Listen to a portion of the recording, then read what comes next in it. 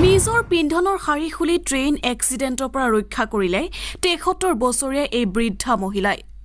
নিজৰ সন্মানৰ ফালে এবাৰো নাচাই ১৫০ জন মানুহৰ প্ৰাণ বচালে ৭৩ বছৰীয়া এই মহিলাগৰাকীয়ে ভঙা ৰেল লাইন দেখি কেনেকৈ এই বৃদ্ধা মহিলাই উপস্থিত বুদ্ধি প্ৰয়োগ কৰি কেনেকৈ ট্ৰেইন এক্সিডেণ্টৰ পৰা ৰক্ষা কৰিলে সমগ্ৰ দেশৰ আগতে এতিয়া ৰিয়েল হিৰো হৈ পৰিল এই বৃদ্ধা মহিলা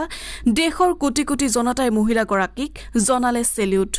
আপুনি প্ৰথমে ভিডিঅটো ইমানেই শ্বেয়াৰ কৰক যাতে বিশ্বৰ প্ৰতিটো প্ৰান্তৰ প্ৰতিগৰাকী মানুহে চাব পাৰে হাতত মাত্ৰ 5 মিনিট সময় তীব্ৰ গতিত আহি আছে টুণ্ডলা পেছেঞ্জাৰ ট্ৰেইন যাত্ৰী ভৰ্তি সেই ৰেলৰ চালকে দূৰৰ পৰা লাইনৰ ওপৰত লাল শাৰী উলমাই থকা দেখি গতি কমায় ওচৰ চপাৰ লগে লগে চালকে বুজি পালে কোনো বিপদৰ সংকেতৰ বাবে ৰঙা শাৰীখন কোনোবাই উলমাই ৰাখিছে লগে লগে ব্ৰেক ধৰে চালকে ট্ৰেইনৰ পৰা নামি চাই দেখিলে লাইনৰ মাজত ডাঙৰ স্থানীয় এজন মহিলাৰ উপস্থিত থকাৰ বাবে ডাঙৰ ৰেল দুৰ্ঘটনাৰ পৰা বাচিবলৈ সম্ভৱ হ'ল উত্তৰ প্ৰদেশত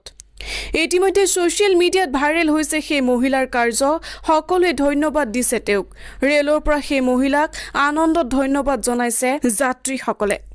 উত্তৰ প্ৰদেশৰ অৱমতি বাসিন্দা সেই মহিলা প্ৰত্যেক দিনৰ দৰেই হেটিত কাম কৰিবলৈ যোৱাৰ সময়তেই ৰেল লাইনৰ পাৰত বুটলিবলৈ মূৰে মূৰে আহিছিল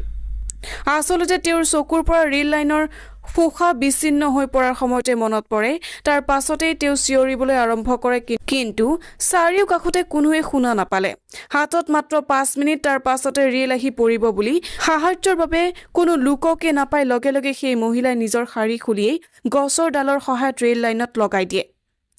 news desk report any first